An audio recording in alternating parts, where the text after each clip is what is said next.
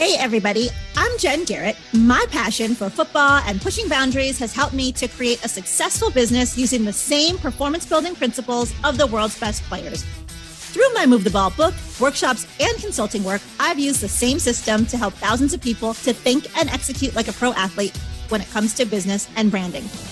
Now, I'm on a mission to help you utilize those tools and strategies to elevate your hustle and get you across the goal line. So get ready. It's time to suit up, to show up, and to move the ball. Hey, everyone. It's great to be back with you for another episode of Move the Ball. If this is your first time listening, welcome. And if you've been a part of the Move the Ball movement for quite some time, welcome back. As you all know, on this podcast, we talk about business, branding, sports, and of course, how to move the ball. This episode is part of my special Path to the Draft series, where I'm having conversations with NFL draft prospects on their path to the draft. Now, if you have not yet subscribed to the podcast, make sure that you do so that you never miss an episode as part of this series, as well as the regular show. I've got a great lineup of guests this season, and we've also had some amazing guests that have been part of this series, so go check those out as well. Okay, for today's episode, inside the huddle with us and ready to share his story and talk about his path to the draft is DeMarco Jackson. DeMarco is a linebacker who played college football for Appalachian State. During this past season, as a Mountaineer, DeMarco played in all 14 games, recording 119 tackles, 6 sacks, and a forced fumble. DeMarco was named to the first team All-Sun Belt, and also he was the Sun Belt Defensive Player of the Year. DeMarco, welcome to the show. How y'all doing? I'm excited to chat with you today. It's good to have you here. I've seen you a number of times this year. We were both in Indy for the Combine, and then I saw you in Tampa in the gym working out at House of Athlete Tampa, as well as out on the field with other players. And Yo and his team, they do an incredible job down there. And so I always love getting to be out there on the field with them. Shout out to all of those guys. So let's start out our conversation there. You were down in Tampa for quite a while before the Combine, and then after we're getting ready for Pro Day. What were some of the things you were really focused on improving pre-Combine? Pre-Combine, I was just focused on trying to get the season off as soon as possible. I came like December 18th training with Yo and trying to get the season off, and really just a lot of like yoga, flexibility, change of direction, speed, things like that. That was really, I think, my biggest one, just working on really just like my feet and my change of direction and stuff like that. And so then you did the Combine, you perform, you evaluate, you assess that, and then you get ready for Pro Day. And we'll talk about the Combine more in a minute. But after the Combine and when you were down again in Tampa training for Pro Day, what were some of those things that you were then concentrating on improving upon? Well, pretty much it was just the drills that I didn't do at the Combine. I wasn't able to complete the L cone and the short shuttle. So pretty much me and Yo came up with a plan saying, okay, like just do X, Y, and Z at the Combine. Then we're going to go and focus on those things more heavily for the Pro Day. So I benched, done my L cone, done my 3 cone, and pretty much done position work. We'll talk about Pro Day again in just a little bit, but let's run things way, way back before we go there. You're from Spartanburg, South Carolina. And tell us about when was the first time that you picked up a football or suited up, and what about football made you fall in love with it? For me, I would say I was about 5 or 6. I just fell in love with the game just from having the ball in my hands, pretty much. Just being able to be a running back and just take the ball and score and just keep doing it over and over again. And I just fell in love with that feeling. And in your family, you have 4 siblings, 3 brothers, which also played football. What was that dynamic like as a kid? I mean, for us growing up, it was always just the weekends were just always we were somewhere. We weren't working, doing like our family thing. We would be at some type of sporting event, maybe a track meet, maybe a football field, maybe baseball, travel baseball. We were just always busy. Something that I learned about you that I didn't know was you grew up on a family farm and you enjoy riding horses, fishing, bull riding, and calf wrestling. How did you get into all of those things? I mean, for me, it was just like a family hobby. I mean, not really like a hobby for us. It was just something we would just like, my older brothers, like we took on the responsibility of the lifestyle, but really just a bunch of dares from my brothers. And I just fell in love with those things pretty Very much. cool. So a lot of my listeners know that this whole Move the Ball movement started with me writing a book about football where I discuss different principles and strategies that I've taken away being a student of the game and how to apply those things in my life to be successful. There's a lot of things football teaches us outside of like the hard work, the teamwork, the discipline. What are some of the other lessons that you've taken away from the game that you think will help you to be successful in this next chapter? Really just your preparation. Having football is a lot of mental preparation for me and how I take my game. So, I mean, just making sure you are doing extra work, like a lot of reading, a lot of studying the playbook, a lot of time management. That's a huge thing, like trying to have everything organized so you're able to just get the most out of each day. And you play the linebacker position. When you look at that position, what skills do you think are necessary to play this position well? And secondly, what makes you elite at it? I feel you need to have great communication skills. You need to have quick thinking and a lot of quick reactions. You got to have great instincts and game And what do you think speed. makes you elite? My instincts, my reaction, like finding and So tracking the now ball. going to college football, you chose Appalachian State over schools like Charlotte and Georgia Southern. Why there? Pretty much going through my injury, I tore my ACL midway through my senior year in high school. So App State, they pretty much stuck with me through the whole process, and I just made it home for me. Somebody that stuck with me through And the so injury. what was your first season like at Appalachian State? What did you learn that year to help you to become a better, more skilled player as you continue to progress on in your career? Really just handle my business like I handle in the classroom and how I handle it on the field, like showing up to work every day, showing up to class on time. Really just a lot of football study, had to mature a lot. And also. we all have moments in our lives that really help us to grow and become better people. When you look back at your time playing college football, can you share a moment? It does not have to be on the football field that really helped you to grow into a better player and a better person. I would just say it was the people I surrounded myself by. Like the people I was surrounded by were just like a lot of older guys who had just a lot of promising future, and they seen it within me, and they just really just took me under their wing and just showed me the way, showed me like things that they do like on their weekends or their off time, and just how to be a professional about your Now let's business. look at your junior year. You had 87 tackles, 2.5 sacks, 2 interceptions, and were named to the second team All Sun Belt. At this point in your career, what are some of the things that you were doing right to ensure that you would continue to perform both on and off the field?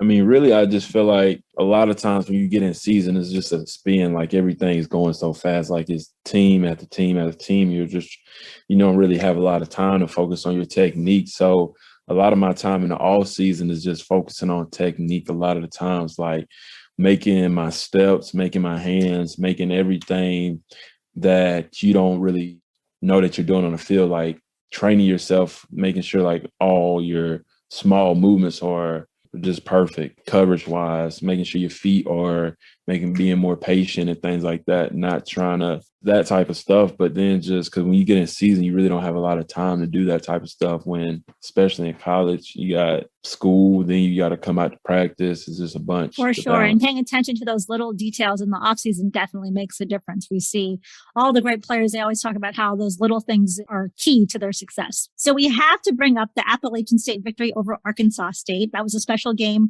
for you. The team had won 45-17, but you had 2 interceptions that game. What was that game like for you? I don't really look at my accolades like that. So I just remember that win, just being out there with the team. And pretty much his coach gave me the game ball, and it was just like an honor. You just just remembering the days where you just don't know if you're doing it right or know if it'll pay off, and just keep working, putting your head down, and finally seeing like small increments of what you can be. And in football, just like in life, people always talk about those parallels. Something that happens in both of those settings is that we're always having to adjust and adapt to whatever is thrown at us. And so let's talk about the COVID year for a minute. That was a year that really did a number on all of us. Share with us, what was that year like for you and the team, and how did you guys have to adjust? I mean, it really just made us take football like not taking it for granted. I mean, going into fall camp, we were unsure. Like I remember coach coming in there saying like, this could be the last thing NFL scouts see, because we weren't promised a great season or anything like that. So understanding like, wow, so we got let go for like 3 weeks in fall camp, which is like crazy.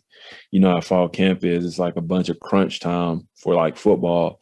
So, but then just jumping in and just saying, yeah, the season's there.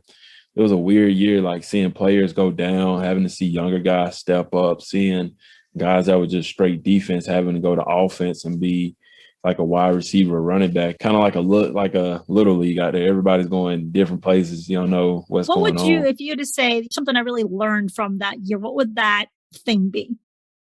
For me, it would be always be expected for a man to go down or the unknown. Like I said, we had a bunch of guys. App State, you know, it's not really like people say like the biggest school. So we were short-handed in a lot of positions. So a lot of people had to step up and play different And let's places. fast forward to your senior season. You played all 14 games. And as I mentioned when I introduced you, you were the Sun Belt Defensive Player of the Year. What were you doing right this season that really helped you to perform well and earn such an amazing award? I would say that was all my time management. Just putting my focus in the right places. If it was in the classroom or if it was in the film study room, if it was at practice, just being locked in and pretty much just being where my feet You are. bring up a good point, and we've talked about time management, or you've said it a couple times today. And it's so important, no matter whether you're on the football field or you're in the classroom or you're just in life and in the corporate space, how you manage your time is really going to determine whether or not you're effective and you're quote unquote moving the ball every single day. So when you look back on your college career, what was the most memorable experience for you? Really, I'll just have to say it was 2 moments. Beating Coastal as a team, like that was the most team like atmosphere. Like that game was just awesome. If you've seen it, like this App State, it was a Wednesday game and we sold out. Like the stadium was sold out. It was a night game, just a great atmosphere. And for me, I have to say just that moment of being at practice and getting that invite to the Senior Bowl. My coach put it up there on the big screen. I wasn't even paying attention when we broke it down. And just like the celebration, like me and my teammates, we all had. So the time has come and you've hung up your college cleats and you're preparing for the NFL draft. We've talked a little bit about some of the things that you were doing pre-combine and pro day. What are you doing now, I guess, just to continue to stay ready, stay focused, to get ready for that next chapter? I'm just doing the workouts, sin's over. I'm just doing the workouts and just staying in shape for the private workouts and for like the 30 visits, just staying in shape and staying on football, just watching a bunch of film, like NFL film now, just getting your eyes used to like being under center or used to like adjustments, recalling fronts that I might have called in the Senior Bowl because that's more similar to what we're moving ahead. And as now. you know, the NFL is a business. Your cousin Maurice Morris also played in the NFL, was a running back for both the Seahawks and the Lions for many years. Has he been influential in you preparing to transition to the NFL on the next level? Yes. I mean, I seen him. His son was getting recruited out at App State. And pretty much, he really just a person that lets you self-guide. If you need some advice, he'll be there for you. But he trusted me. He like treated me like a grown man. Like you got to make your own decisions. You know what I mean? Like you're your own person. So don't ever let somebody tell you specifically what to do or try to tell you how to go about your business. Like go about it as a grown man and you guys. You mentioned the Senior Bowl. How was that experience like for you? That was a good experience. I mean, just getting in there and meeting with the NFL, like having an NFL linebacker coach, like the Detroit Lions LB coaches, and just having them in there and just being in a team meeting, seeing how they talk, how they interact. It was just pretty cool, just a eye-opening moment. Like you always had them like milestones where you think about like where you're at in life. And just being in that room, I was just very grateful to be there in the game. I feel like I had a great turnout as well. Great. I'm glad you had a good experience. And it's not just about the game. There's so many other things you get to do, the interviews, the connections, the networking, the meeting with other guys. It's a fun week, I'm sure. Yeah, you meet a bunch of guys from the different schools that you probably don't know, but you heard of each other.